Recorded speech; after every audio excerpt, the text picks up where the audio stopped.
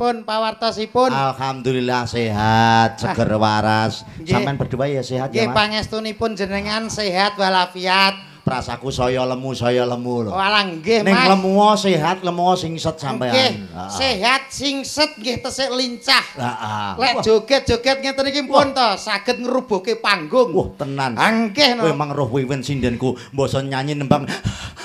Nggih. Mulane kula ngimbangi niki kula nggih asline ngempet kula nggih pun. Dadi kula kalih sidene jenengan pun pas. Padha-padha ngoten nggih. Ora bingung ya Mas sowanene wis bola-bali sowan tratah kandangan. Alhamdulillah teng daerah kandangan iki luar biasa Mas. Pokoke teng kandangan niku mboten kados tiyang lintune. Wis kaya dulur dhewe. Wis kaya bateh. Bateh dhewe dulur dhewe kula teng kandangan mriki nek mboten salah kula sampun sakaping setunggal niki Mas. Daerah Kasreman mriki teng setunggal. Teng Kasreman kene lagi sepisan. Tapi kan nyuwun sewu. Piyantun mriki niku grapyake ra kaprah lho Mas. Nyedulur semanak. Loh wargane Bulurah kok. Nggih wargane Bulurah niku luar biasa hebat. Hebat. Nembe dugi mawon. Lho, lah kula wau teng wingking mriku kok wingking kelir. Nembe dugi mawon kula pun disambut kok. Disambut sapa Mas? Sambut nek gak salah sembetol lampu abang niku lho. Hansip, Linmas niku. Monggo, pelawake metu langsung mlebet langsung mriki tiyek ngoten niku. Langsung monggo mlebet jeding ngoten. Diarahne kaya ngono. Nggih, modele ngertos kula kaya ngertos jeding Mas. Masane aku ngono. Tapi nggih alhamdulillah remen Mas. Piye, seneng ya Mas. Seneng. Napa mlih jumbuh kalih tembange wau. Dangu mboten panggih jenengan tembange wau nggih pas. Tombo kangene kula pengen panggih jenengan dereke jenengan paring panglipur. Kalian Pak Didi. Ki apa to Mas? Sampean kok nyelo-nyelo iki lho jane duwe tata krama tata trapsila apa ora? Kowe iki adat kejak apa Jawane iki digawa. Kok men nyelonong kaya bis. Lorak-lorok. Ya genti-genten ngomongi nganu genti-genten ben gak tupangsun ning rungokne ben gak bingung. Nggih ngapuntene lho kula asine nggih isin wong ditimbali mriki teng dalemipun Ibu Lurah nggih. Heeh Bu Mujiati. Bu Mujiati. Wis alhamdulillah matur sembah nuwun kalian Bu Mujiati. Ijik nyelone. Bocah kok ora duwe tata trapsila. Sopan santunmu mbok kek endi Mas? Kowe Jawa apa ora? Aku ngelingno kowe ngono. Ngelingno kok langsung nyeroncol kancane iki maksudmu piye? Ngono kuwi ya gentian ngono lho. Nggih, ngapunten lho Mas Didi nggih. Ancane wong nek mboten ngertos waktu dan situasi nggih ngeten iki. Oh niki teng daleme Bulurah. Lah iya. Ya paling gak tunjukkan kesopananmu. Lah iya wong pancene Bulurah ki ya piyai terpandang ngono kene. Terpandang. Wargane nggih kathah. Kathah sing tresno. Heeh. Wong nomor 1 nang desa kene dadi ya ta. Malah matane mecicil. Wong kancane melok tanggapan ora oleh lho. Delok to. Tanggapan Mas. Dadi omong ki gentian ngono lho Mas. Gentian tak rungono ket mau omonganmu ora bener kabeh. Lah maksudmu pengenmu piye? Kene wis ora kaya wong liya. Kaya dulur dhewe. Iya to wong ki mbatehne kok Mas. Aku krungu swara kowe mak teratap. Nyapa kok mak teratap? Ajur nggo kira bayaran. Bateh dhewe kok. Walah wong kok sing dipikir kok duit nggih Mas nggih. Lah jere keluarga dhewe. Yo keluarga wis ora wong liya. Lah nek keluargane dhewe mosok arep nampani bayaran. Saru lho. Tegese gak ngono Mas. Maksude iki hubungan kekerabatan iki akrab antarane tebe-tebe saking Bojonegoro saged dugi mriki ngoten lho. Wis kaya nyedulur ngono lho Mas. Pancen ditanggap kok ya. Ditanggap piye? Ditanggap ngono lho. Ya iya, lah modelmu kok kudu nyerek kali wong lho nyapa lho kuwi kok seneng ora ditanggap. Ya seneng bayaran kok. Duh, mikir bayaran terus to Mas. Mikir bayaran terus. Kuwi kancamu kuwi antarane dulur karo duit no abot duit kancamu. Kowe jelas no kowe. Lho, kowe kleru lho Mas. Lah kowe apa ora kleru? Dulur karo duit tetep sing diaboti iki kudu dulur. Lho, kelincipen omonganmu. Lah nyapa? Kowe Bojonegoro teko kene renek bayarane teko kene kowe. Bosok kowe. Rene yo nganggo bensin. Potongane kaya bak. Omong mbok sing biasa ngono lho. Ya kowe ngomong aku bak lho potonganmu dhewe kok ciduk. Lah kan kowe kena nyiduk kowe. Nyiduk kowe iki. Sing mau karno piye? Kowe pengen ngomong caturan kali Mas Anu Didi. Iya. Mas Didik, nyun sewu, Mas Didik niki pendidikane tinggi lho. Napa? Pak Didik SPD. Sarjana pendidikan nggih Mas. Sarjana pendidikan. Titel tinggi, wong pinter. Lah kene ya SPD. Kowe SPD ora sarjana pendidikan kowe. Apa? Sampun pedhot del kowe iki. Ndak ngomong dhewe ngono. Apa enek lagi temon ki aku. Apa? Dalang kok SPD. Lho, lah anten gak masalah to, Mas. Umume kan SN ngono kene. Sarjana seni. Sarjana SSN. Iki SPD. Lho, ora apa-apa to, Mas. Apa ya kleru apa ya SPD terus dalang apa ya kleru. Apa gak oleh. Nak klirune iki mboten ning kurang linier lah. Wah. Lambene kelinci penuh. Ya mohon maaf karena bahasa orang elit ya kan. Elit kok jadi kurang pas gitu saja. Tapi kalau keadaannya seperti itu ya ndak masalah wong dalang enak ya gitu. Ya ora apa-apa ora linier TPP-ne panggah cair. Nah, iki lho. Kowe iki omong linier wong ning omahe pangananmu gethuk ae kok linier barang. Ora masalah ki jenenge wong sing ra ninggal Jawa. Gethuk makanan khas Jawa. Pripun sehat nggih? Sehat. As ngoten mak empun. Sementing tiyang niku sehat sing utama, gitu. Kowe iki nyuwun sewu. Kowe iki ora wong Jawa asli ketake kowe iki. Asli. Wong Jawa ki lamis-lamis lambe karo sapa wae grapyak semana. Lah iki lho bedane kowe karo aku nang kono. Nek aku gak iso lamis to. Lho, wong Jawa kuwi ngono Mas, tembunge abang-abang lambe. Abang-abang lambe. Kanggo ngeraketke. Nah, abang-abang lambe itu mendekatkan diri dengan ketidakjujuran tak omongi. Kok iso ketidakjujuran iki? Ya iya kowe muni iki mau alhamdulillah panitia sampun mapak. Lho ning kono lin Mas siji wae reneng kok.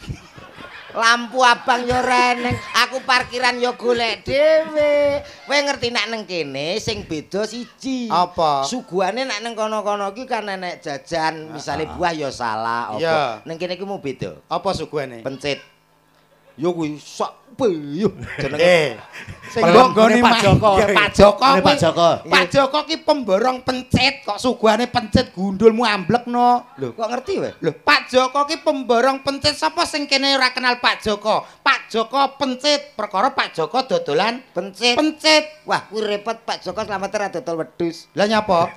Daleme Joko wedhus iku. Ya, lho ngece. Lho kok ngece lah jare Joko pencit. Joko pencit perkara Pak Joko dodolan nyun sewu. Niki adicarane sedekah bumi nggih Pak nggih. Sedekah bumi gundulmu ngono. Apa iki? Iki nyok iki. Wali matulus. Oh nggih. Wong ditekakno rene ditimbali mrene. Alah. Sekolah TK drop out ya kowe kuwi lho. Napa? Wong maca ki dikei jarak, Mas. Aja kecedaken, nek kecedakan ora ketok. Lah, piye wacane piye macane piye? Ayo menikah dengan kowe iki cah kocluk trae kok iso. Ngene lho, Mas. Maca ki ngene lho. Kasih jarak. Ya kasih jarak tapi kan saking senenge nek awakmu karo aku to. Heeh. Ora trimo penonton umum. Lah terus kelodot tangi kabeh. Penonton saka alam barzah. Oke, Bro.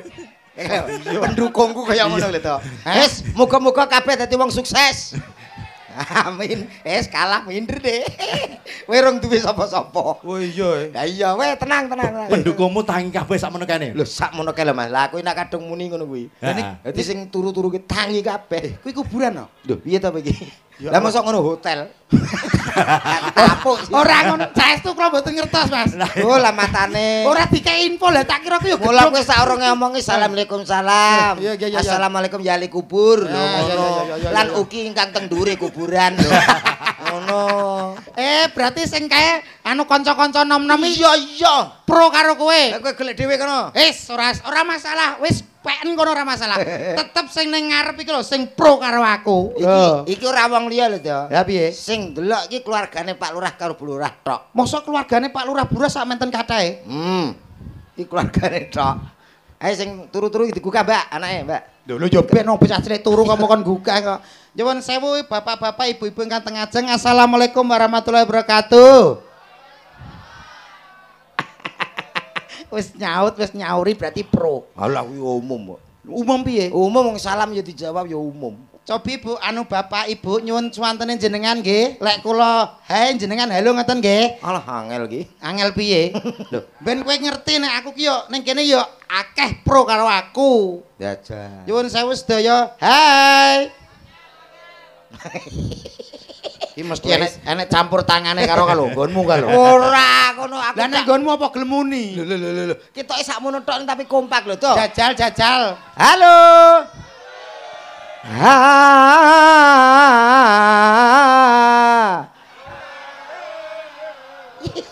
Iya bocah. Penak iki to. Wis nyauri bernada. Aku sing gregeten siji karo Darmaji lho. Darmaji sapa? Karo ngina ngene. Kaya kenal-kenal wae. Alah anggere tamu andara wis kok so. Lah modele ngece wong. Lah maksamu iki apa ora gelem muni? Iki yo nyauri. Sedaya halo. Isin dek. Tak bunuh diri ya. Apa kok cekak men pikiranku bunuh diri iki lho. Wong kok ora iso gawe wong ki menarik atine awake dhewe ki piye lho ngono. Ben wong-wong tertarik. Iya. Kowe duwe trike. Trike ada no. Carane piye? Penggabungan antara suara, gerak badan gesturnya, dan mimik wajah itu harus ada. Piye contone piye? Bapak-bapak, ibu-ibu, sedaya hai ngono dal. Kok kaya banci jembatan. Aku gelem apa ora? Kaya banci jembatan. Wis tak percaya aku. Ya lho, matane dhewe kuwi. Mripate. Wong marahi malah matane kancane iki lho kok. Mripate rada ya anu senyum. Lambene buka. Teko kuping no. Ayo. Lambe dibuka tekan kuping ya suwek kok so. Tangane ngene. Ya, terus rada mendak sithik. Lah, terus muni. Bapak-bapak. Cempe. Ora enak. Angger pro yo ngene iki lho aku gething aku. Ora apa-apa, kono aja urusi sik. Dang. Ora diurusi piye ning kuping keri panas tak dem-deme sik ya. Dem-dem ku lho botamu. Sabar pendemo sabar. Pendemo gundulmu no. Lho, kuwi demo lho, pengen ngerti lho. Kalau apa? Dang. Bapak-bapak, ibu-ibu. Halo.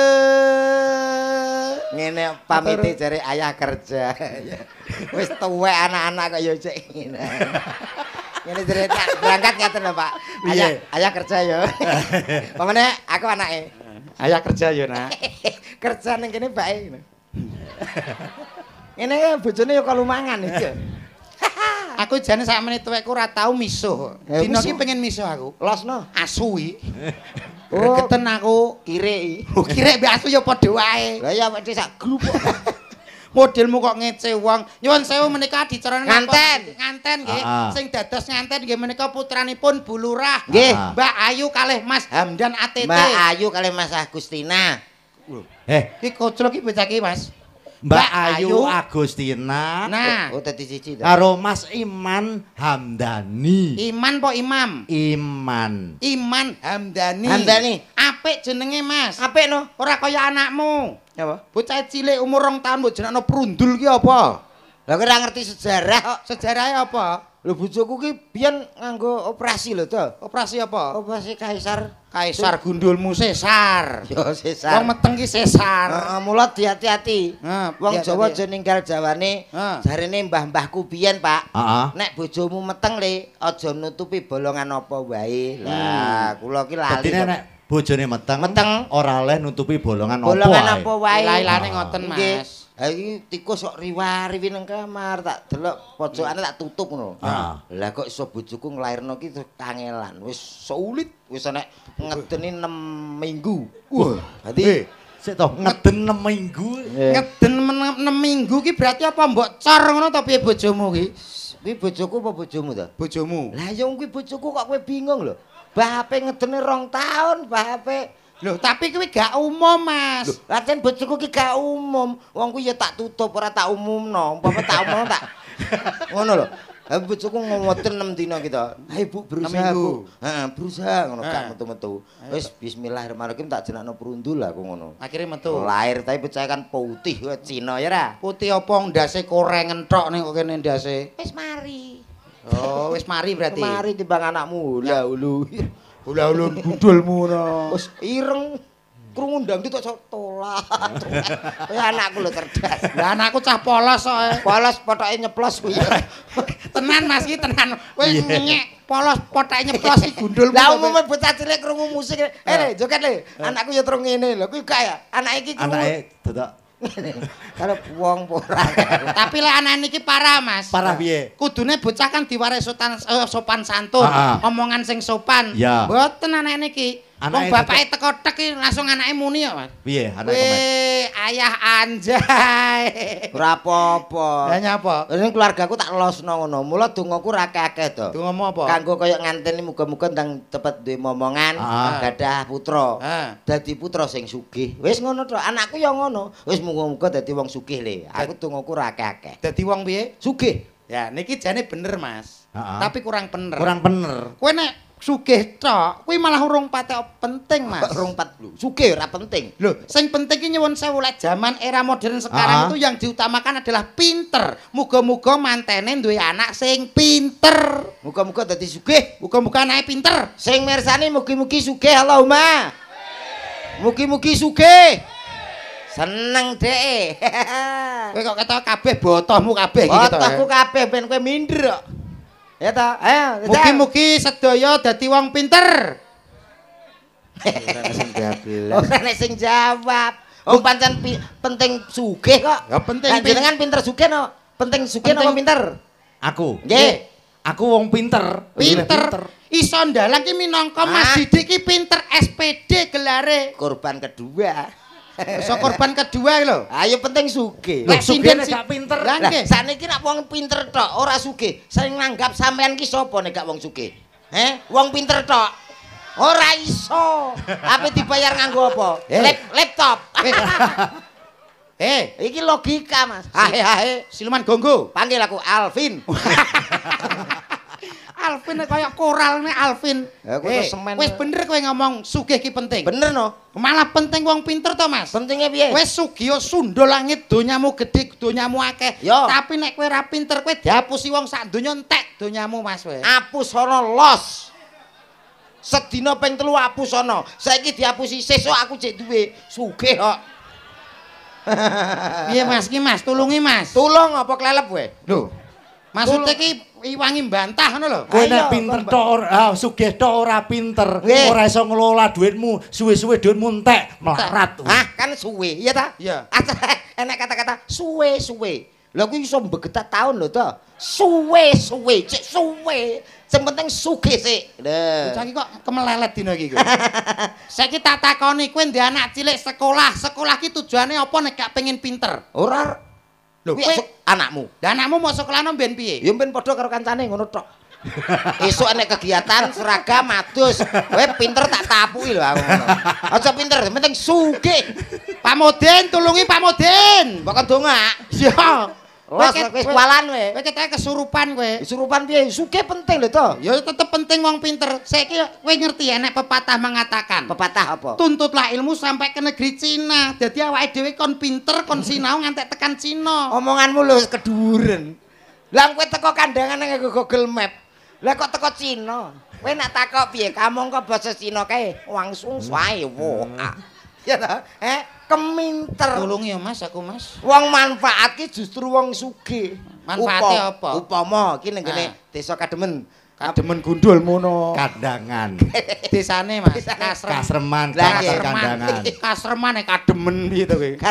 Kasreman. Enek masjid urung dadi. Iya. Mugo aku sugih. Tak sumbang dadi. Perkara ki wong sugih. Duitmu akeh mau sumbang. Iya no, omahmu urung keramikan. Iya. Bojomu tak keramik. Lho bojo kok dikeramik tak tapuk lho kowe. Anu, omahmu anggap bojoku iki lantai omah kok piye kok iso wong sugih mampu lho. Berarti kados bulurah iki. Duwe acara apa kuwi kok danane kurang? Yo, mok sumbang. Sumbang sugih kok. Berarti duitmu wis akeh. Ah iya sugih. Lah nek wis sugih ya wis dalu iki rasa bayaran ora apa-apa sugih ae. Nggih Mas nggih. Dadi aku ora usah TF gak apa-apa. Ora usah TF Mas, wis sugih kok wis. Tarono ndak sugih lho. Ora ngono. Ora wedang rono. Sugih kan sik upama. Ora jere bulurah pe mbok sumbang. Lah kan upama. Kalau bulurah ndak sumbang. Mboten bulurah menangan. Wedi. Wedi piye bosokno kene kok ora bayaran kok. Nggih Mas Didi. Ingkang baku namung saged derek dedonga kagem temanten kekalih Mbak Ayu kalih Mas Iman mugi-mugi dadosa keluarga ingkang sakinah mawaddah warahmah awet langgeng ngantos dumugi kaken-kaken lan ninen-ninen. Amin. Amin ya rabbal alamin. Nggih pancen penting muga-muga dadi kaken-kaken nenen-nenen. Yo kaken-kaken nenen-nenen gundulmu aplekno koso. Kowe iki piye to koso? Lah apa ta? Kaken-kaken lan ninen-ninen. Walah. Nenen-nenen apa nyocop mbokmu to piye koso? Iki lambene angger jebles ya, Mas. Lambene kok jebles. Ninen-ninen, ora nenen-nenen. Dadi ninen-ninen nek gak karo nenen ya ora iso. Ya ora. Dongamu apa kanggo nganten? Ya sing jelas ora padha karo kowe. Jajal apa? Wis muga-muga kaya wong umum, ora pegatan, tetep dadi wong sugih, bejo. Allahumma amin niki lho penting. Enggal-enggalo diparingi momongan. Nggih, mungkin nak suwi mboten kada momongan nggen kula mawon. Awakmu nganu to pengobatan terapi to saiki. Insyaallah. Apa terapi kowe? Nggih. Piye ambre wong ndang gage duwe anak ngono iso? Oh, iso lho tangga kowe 8 taun gung di anak. Tak kei syarat sarana. Mara nang nggonku nginep 3 dina mulih meteng to. Lah, iki ketoke sing nglakoni awakmu ketoke iki. Astagfirullahaladzim. Lah nginep ning nggonmu mulih kok terus meteng berarti sing niki pelakune nggih Mas. Pelakune mesti kowe. Mas teng nginep ki karo bojone to. Ora nginep dhewe. Ora, aku iki kan duwe cara loro to. Carane piye ben dagake meteng? Gampang. Sing pertama dengan cara medis, ada cara alternatif. Loro. Nek secara medis ki piye? Medis ki ya konsultasi nang kedokteran. Mungkin bisa dikasih obat penyubur dan lain sebagainya. Penggunaan obat-obatan penyubur. Lah, ngono. Dicek kandungane. Kuwi nek medis. Medis. Lah nek secara alternatif. Alternatif bisa diurutno. Oh dipijet. Aja lho. Nganggo minyak. Pijet terapi ngono kae. Terapi. Bentang subur. Ben subur. Alah ora masuk. Lah maksudnya diurutno ki piye? Diurutno, kowe sik apa dalange sik apa aku sik kenek sing dingko lagi endi sing nepaki. Lah insyaallah meteng to. Lho, ngono lho. Kuwi gak bojo dinggi bancaan to Mas kuwi. Lah ya kok diurutne iki kocrok kok. Diurutno berarti wong lanange akeh ngono gentenan ngono. Sing penting duwe anak. Bocah ki sesat tenan kowe iki. Anak ki minangka hayate rumah tangga. Oh iya tapi diratani wong akeh celuk. Lambemu ora apik. Ayo nyanyi kanggo ngantene. Kok moh piye tak siane nyun sewu nggih Mas nggih. Nggih suka parisuka dalu niki menika ngaturke sembah nuwun dumateng Bulurah sampun nimbali kula sakloron. Ayo tak siarno kok pojokan nyanyi kanggo nganten kekalih. Mbak Ayu kalih Mas Iman. Bismillahirrahmanirrahim. Inna lillahi wa inna ilaihi. Malah medeni kancane. Botomu ora trima lho. Ya ora trima lho kowe nyeluk penyanyi kaya nyeluk mayit e. Lah kudune piye? Yo. Suarane penak kok. Kembali tim Jimat punya cerita. Ngono kan itu. Iki kaya radio horor, Mas. Radio horor. Radio horor. Sing menggema. Dek sedua. Wah. Enak. Sone napa niki? Sidarekoso gundulmu ngono kok. Son kok Sidarekoso. Jack sedua. Wah. Bapak-bapak, ibu-ibu. Selamat malam semuanya. Nyah. Selamat menikmati yang ada. Endi? Kok endi piye to? Ada yo dada ngono. Da. Di sana sudah ada buah semangka, belimbing, dan juga ada buah jeruk. Jeruk. Eko kok jer ki eko potole. Eko syariah, Mas. Eko sopan. Syariah kaya bange kok so. Hati-hati yang ada di belakang sana, Cok. Nah. Jangan lihat terlalu atas. Tas. Awas nanti Anda bisa kecantol. Suwek katokmu. Kecantol. Suwek. Ndek kita tuwapuk lho kuwi sapa to? Ya ben to kok so. Iki kok cerigis men to nyapa to. Aku iki ngono ku lho. Iki tegese seneng ngono lho, Mas. Syukurane latah. Hati-hati yang di bawah situ. Tuh. Jangan duduk terlalu bawah. Wah. Awas nanti kalau ada ulo luwuk. Telusur. Sapa wuk? Iya. Aku njogo lah kok wuk. Tapi ya ora masalah wong perkara wuk. Lho kok mbok baleni iki omong cara gak boleh. Ayo langsung tak siarkan. Baik, tentunya malam hari malam yang sangat istimewa. Cah ki malah medeni. Nyapa to? Itu rumah apa no aku? Nyanyi kanggo ngantene Mbak Ayu karo Mas Iman. Ngono lho. Nang ngantene. Baik, Tak panggilin binatang tamu yang satu ini, Jo. Bintang tamu yang satu ini, artis yang berikut ini. Berikut ini, artis yang sudah sangat tercemar di mana-mana. Salah kok urut lho. Piye? Terkenal di mana-mana di dunia maupun di akhirat, Jo. Yo kita kasih lemparan batu batako, Jo. Ada siapa lagi kalau bukan Cako Komeng?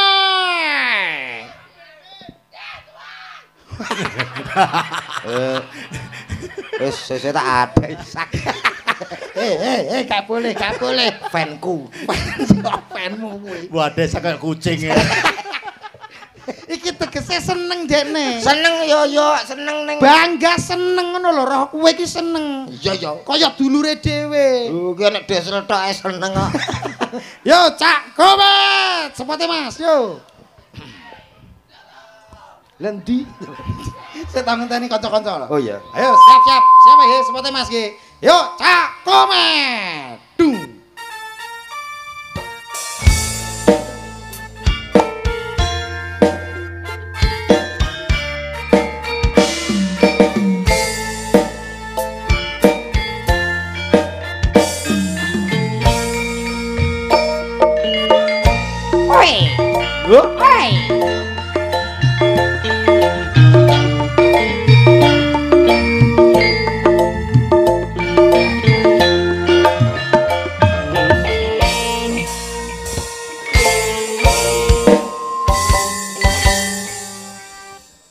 Spesial untuk kedua mempelai Mbak Ayu Agustina dan juga ada Mas Iman.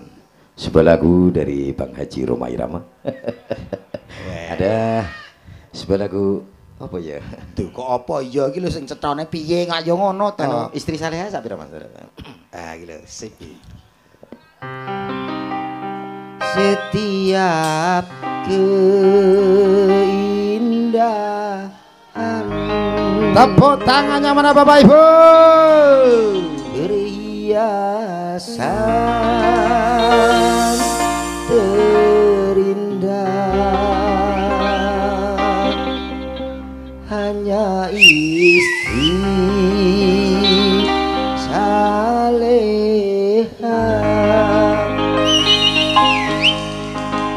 Perhiasan terindah. Apa besok ngono kok jere ayah kerja. Wis to aja bahas anak kowe aku isin jane kok. Anak ning omah mbok. Namun yang paling indah di antara semua hanya istri saleha.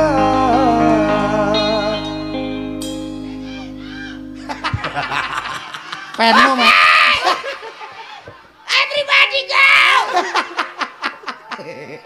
Iki jenenge bangga. Krungu suaramu. Moodku ilang kowe tak mood ya. Lho mood ki perasaan. Oleh perasaanku apa mbok pakili kowe kok ya. Tapi penak suaramu Mas. Oh gak iki tegese aku nyanyi sithik kanggo Mas nganten iki. Pitutur. Mbok piye-piye sing paling penting kuwi istri soleha. Ya, istri yang bisa saling melengkapi, keluarga yang bisa saling menutupi. Tegese nek menutupi ki enek-enek eleke ya ditutupi bareng-bareng. Nah, cocok. Kowe lagu lek bab Roma kok swantene nyuwun sewu Mas. Alhamdulillah. Kok penak nggih. Jan jebles Bang Roma Ya nggih Irama. pas persis kalih Bang Haji Roma Irama ku lho sami suarane. Karakter suarane padha. Roma Irama ya ngomong ngono padha.